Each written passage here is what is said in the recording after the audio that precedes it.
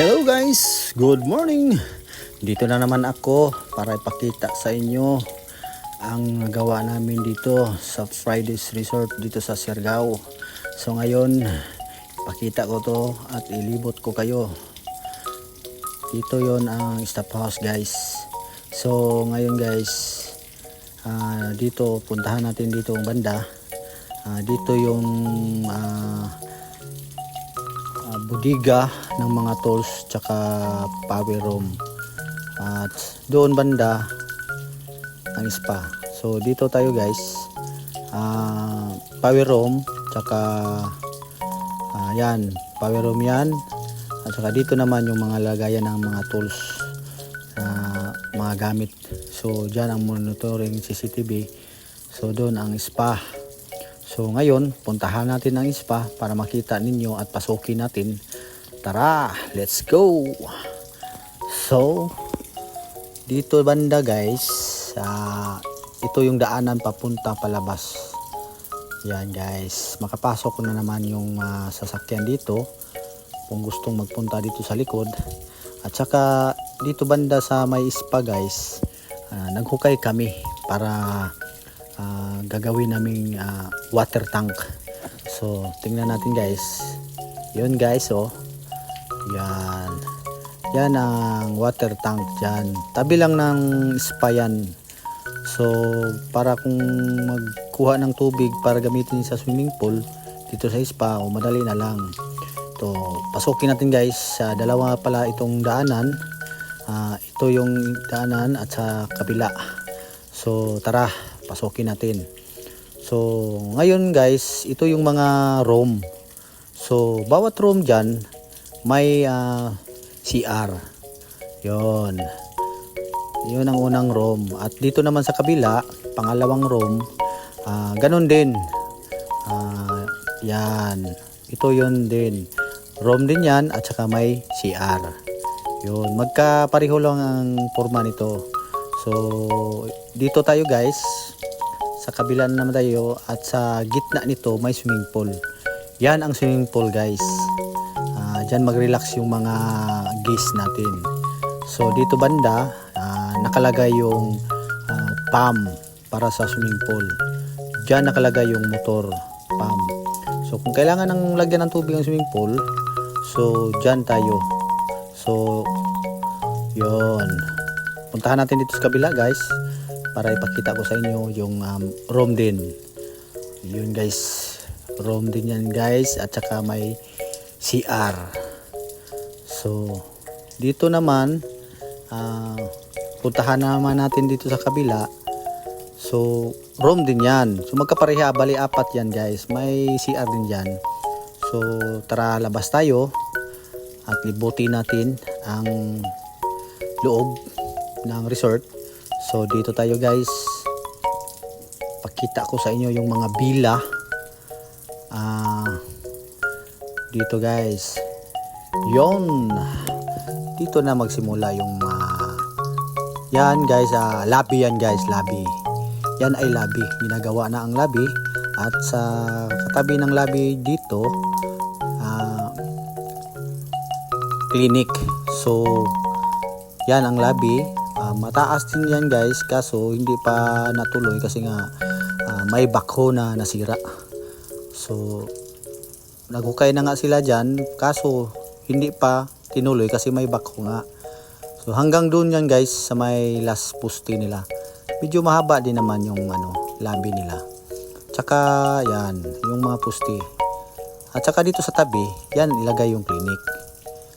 Yan. At ito naman ang villa guys. Presidential Villa 1. Bali dalawa to. At doon ang isa sa kabila. Yan, magkatabi lang naman yan. Ayan, ang Presidential Villa. May sariling swimming pool yan guys. Yan, para sa mga VIP yan ng mga guests. Yun. Pakita ko sa inyo ang swimming pool nila sa Presidential Villa. Yan guys, nagsimula na din yung guest villa. Yan, yung mga ordinary lang ang mga guests. So yun ang Presidential Villa. lapitan natin para ipakita ko sa inyo yung swimming pool dyan. Maliit lang naman yung swimming pool. So tara, puntahan natin doon. Makatabi yung presidential villa yan guys, yung malalaki. So yan guys, oh, ito yung swimming pool guys. Kung gustong mag-relax yung guest dyan, pwede yung magkababa dyan sa swimming pool. So yun ang pangalawang presidential villa, may sariling swimming pool din dyan. So dito tayo dadaan, at itong katabi yun ang sa guest villa 1. So unang guest villa yan. So dito may swimming pool din yung presidential villa. Yan guys, yan ang swimming pool. Maliit lang naman yan, pero sa sarili niyang swimming pool yan. So dito tayo banda guys, nakalatag na yung mga guest villa dito. Yon, medyo maliit. Dalawang palapag din yan guys. Yun guys, oh. Yung iba naka-flooring na. Bubong na lang ang kulang yan. Ready na yan, patapos na yung isa. At andito, hindi pa yan naka-flooring sa taas. Yung tatlo. Yung last, yan, naka-prepare na yan, nakabakal na yan para sa flooring sa taas. So malapit na din yan maka-flooring yan. So dito yan guys, may mga bila din yan sa harap, dyan na banda. Yan, may mga bila yan, ilagay dyan. Isang side pa lang yung nakalatag ng mga bila. Magharapan to guys, nagharapan tong mga bila dito. So yan, okay na yan. Wow, yan, flooring na lang ang kulang. At saka yan, para sa pangalawang palapag. So dito sa yan ang banda, may ilagay pa yan. Yan. So dito guys, meron din. So yung dito banda, dagat na yung harap yan guys, papuntang dagat na yan. So dito tayo sa restaurant. Ang yung restaurant ginagawa na. Dito yung restaurant naka-plaster sa harapan mismo. Bali unang pasok mo, makikita mo una yung restaurant saka yung siyempre yung restaurant saka bar. So yan guys, restaurant yan, at sa gitna ang swimming pool. May swimming pool din yan, saka dun banda yung bar. Yan, magkatabi yan kasi sa gitna nga may swimming pool, saka sa taas naman may tulay. Magkadugtong din sa kabilaan yan yung tulay, para hindi na bumaba yung guest doon sa taas. Dalawang palapag nga pala yan guys.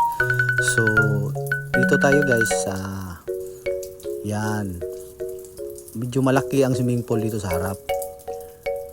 Yan guys, so entrance yan guys, papunta pa, pasok doon na papasok ang mga, doon nakalagay ang mga villa. So abangan nyo naman to guys pag matapos to. Napakagandang resort to guys. So yung barracks nila gibain yan para madaanan ng, kung halimbawa magdala sila ng mga materyales, kasi nga may mga ilagay pang mga villa dito sa harap. Magharapan kasi to, so medyo konti lang ang space dito. Halos lahat to mapupuno to ng mga villa. So yun guys, no, balik tayo sa likod guys. Para ito guys, ng laki ng properties na to is 5,200 square meter. Oh yeah, okay. So yun guys, linisin yan sa susunod na mga araw, sa susunod na mga, kung matapos na yung side na yan para magsimula dito. So yun guys, no, balik tayo dito sa likod. Ito yung nakabakal na yan, unang gisbila yan, gisbila 1 yan. So dito tayo guys, balik tayo sa likod. Medyo mahaba yung properties na to. So yun guys, no, napakaganda tingnan yan guys, lalo na matayo yung harapan yan, magharapan sila. So di bale yung mga gisbila 10 yan, 10 na mga buildings nakatayo dyan. So kulang pa ng 5 dyan na side, 5 villa pa yan. So dito wala na kayo masyadong mga nakalagay na mga villa, wala mga villa yan. Dito lang sa likod sila mag-relax yan. So medyo pahaba ang area na to yung properties na to pahaba. So doon sa likod nakalagay yung staff house tsaka spa dito sa likod guys. Yun, dito yung daan. So mababa yan dati dun, katulad ng kabila. So tinambakan lang to guys para maganda tingnan. Yun guys, no? Wow, yun. Malapit na matapos to. 3 years ago. Perfect, matatapos na to lahat. Pati landscape. Yung pader na yan guys, dugtungan pa yan ng kawayan. Para parang native yan tingnan yung paligid natin. Walang makikita dyan, may mga kawayan pa dyan na lagyan, dagdag sa bakod. Tsaka yung mga, kasi yung mga bubong dito, artificial na nipa ang ilalagay namin. So yun guys, no? Yan, napakagandang resort to guys pag matapos. Thank you for watching guys.